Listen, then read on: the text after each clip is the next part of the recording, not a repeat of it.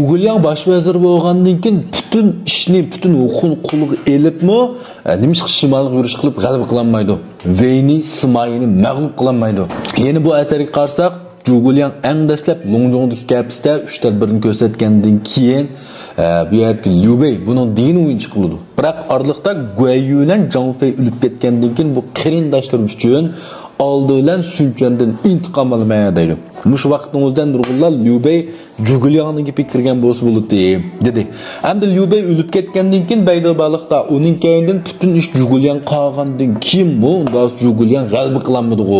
Masalan Zhuge yamanmi, Simay yamanmi deganda nurg'unlamash gapni deydi. Unda esa dastlabda haqiqatan Zhugening har bir tadbirlari, har bir ishlari noit yamanti. Unda bu keyinli klip nimish mushunda bo'lib qoldi degan vaqtimizda eng muhimi Parik eng dastlab bilan keyingi parik nayt cho'ng.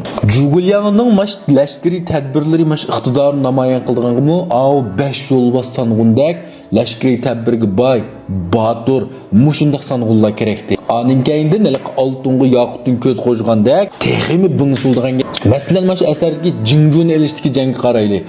Liu Bei Zhugening Nanjun baliqni ep bo'lgandan keyin Jingjudagi asosini mustahkamlash uchun Lining, Guiyang, Changsha, Wulin qatorliq 4 viloyatni olmoqchi bo'ldi.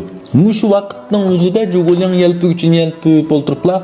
Changshan kim oladi deganda Zhang Fei bilan Zhao Zulong degan talishib men 3000 lashkarlarni olaydi. Men Zhang Fei men 2000 lashkarlarni ola olayman deb ikkisi degan talish mushlish ketgil tas qoldi. Guoyu texim yaman men 500 shemcharlarni ola olayman dedi. Qaranglar, Changsha haqiqatan kuchli viloyat. Unisiga bu yerda yashangan sanon Huangzhong Weiyella var. Guoyu bir berishda 500 shemcharlardan birini sarf qilmay g'alaba qildi. Buning oldida Lining Guiyanglarni oldiga vaqtning o'zdimi Zhao Zulong bilan Zhang Fei 3000 dollar lashkar bilan oldi.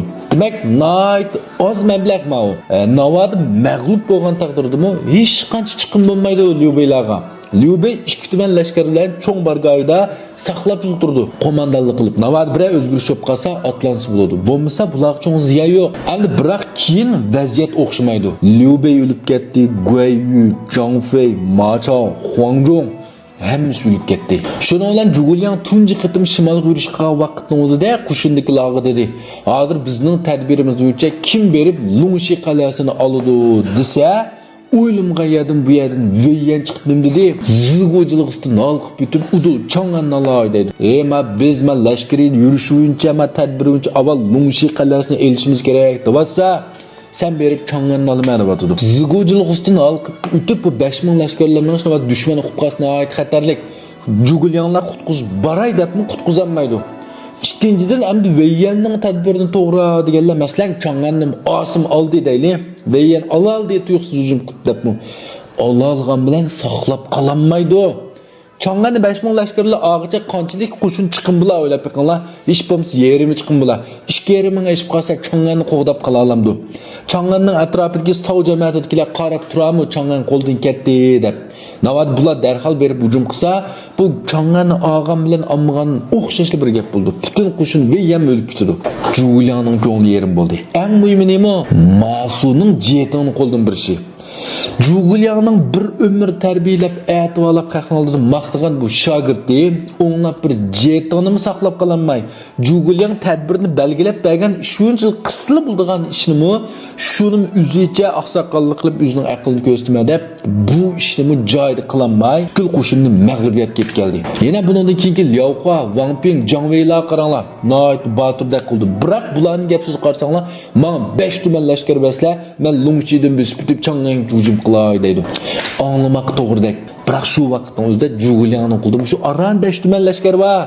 Sen butun qo'shinni akassan, bu Zhuge kimni boshqurdi? O'shliqni kim qo'g'daydi? Zhuge kim qo'g'daydi? Mudafiyan kim qildi? Nadi bu 5 tuman lashkar g'alaba qilsa qildi. Mag'lub bo'lib kelsa, butun dastmaydan ayrilgan gap.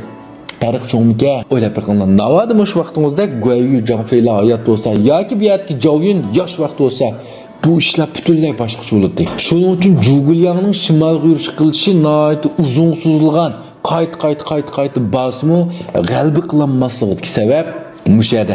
ikkinchi bir mühim sebep nima? Albatta ochliq. Shunami? Jugulian Smayni mag'lub qilmadimi? Mana ikkisining ayliqi yonma-yon o'ltirib ko'rishib turib, unda sen mening sepimni buzib baqdi, sen mening sepimni buzib baq deblar.